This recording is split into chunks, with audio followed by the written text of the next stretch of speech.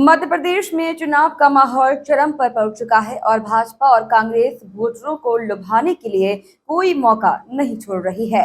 वहीं इसी बीच पिछले दिनों प्रियंका गांधी द्वारा बच्चों को पैसे देने की घोषणा की गई थी और उस मामले को लेकर कैलाश विजयवर्गीय ने कहा कि इतना कॉमन सेंस भी कांग्रेस के नेताओं में नहीं है कि आचार संहिता लगने के बाद भी घोषणा नहीं की जा सकती।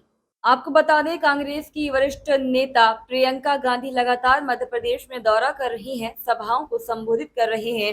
पिछले दिनों ही कांग्रेस नेत्री प्रियंका गांधी ने मंडल में बच्चों को पैसे देने की घोषणा की थी। इस पूरे मामले को लेकर भाजपा के राष्ट्रीय महासचिव और विधानसभा 1 के उम्मीदवार कैलाश विजयवर्गीय ने कहा कि इतना कॉमन सेंस भी नहीं है कांग्रेस नेताओं में कि आचार संहिता लगने के बाद घोषणाएं नहीं की जा सकती। पर उन्होंने इस प्रकार की घोषणाएं भी की, लेकिन उनकी घोषणाओं पर कोई विश्वास भी नहीं करेगा।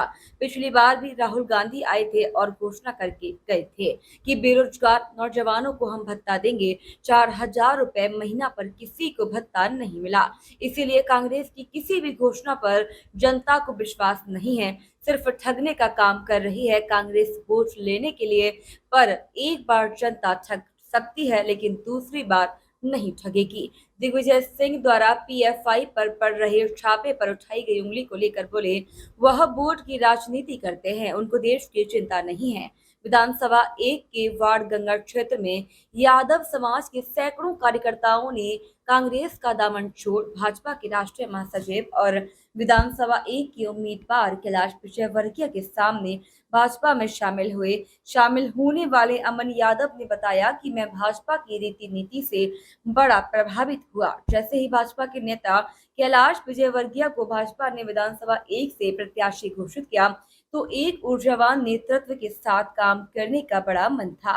वह जनता के नेता हैं, इसलिए मैंने बीजेपी पार्टी ज्वाइन की। उन्होंने आगे कहा, मैं शुरू से भाजपा के विचारधारा से प्रेरित था।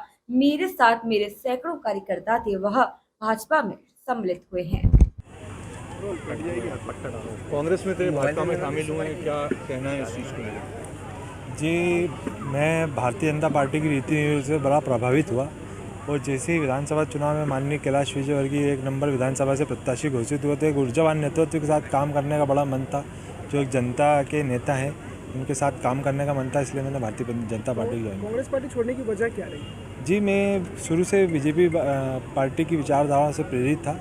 बस यही कारण रहा कि मुझे बीजेपी में सम्मिलित होकर के माननीय कैलाश जी और रमेश जी के नेतृत्व में काम करने का अवसर मिला। आपके साथ कितने कार्यकर्ता हैं? मेरे सैकड़ों कार्यकर्ता जो मेरे साथ हैं वो मेरे साथ सम्मिलित हुए भारतीय जनता पार्टी। आपका परिचय? मेरा नाम अमन यादव सुनना।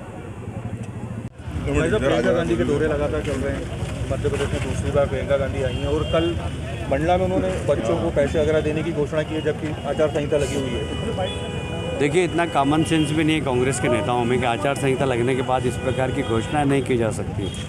और उन्होंने इस प्रकार की घोषणाएं भी की, पर उनकी घोषणाओं पर कोई विश्वास नहीं करेगा, क्योंकि पिछली बार भी राहुल गांधी आए थे और घोषणा करके गए थे कि बेरोजगार नौजवानों को हम भत्ता देंगे। 4,000 रुपये मैंने किसी को भत्ता नहीं मिला। किसानों का कर्जा माफ़ कर देंगे, किसी का कर्जा माफ़ नहीं हुआ। इसलिए कांग्रेस की किसी भी घोषणा पर जनता को कोई विश्वास नहीं है और सिर्फ ठगने का काम कर रही है कांग्रेस वोट लेने के लिए। पर एक बार जनता ठग सकती है, दूसरी बार नहीं ठगाएगी। दिग्विजय सिंह बार बार पीएफआई पे जो छापे लग रहे हैं उस पर केंद्र सरकार पे उंगली उठा रहे हैं, उसको वो तुष्टिकरण की नीति है उनकी, हमेशा वोट की राजनीति करते हैं वो, उन्हें देश की चिंता नहीं है, समाज की। देखिए जय सिमरिया की रिपोर्ट।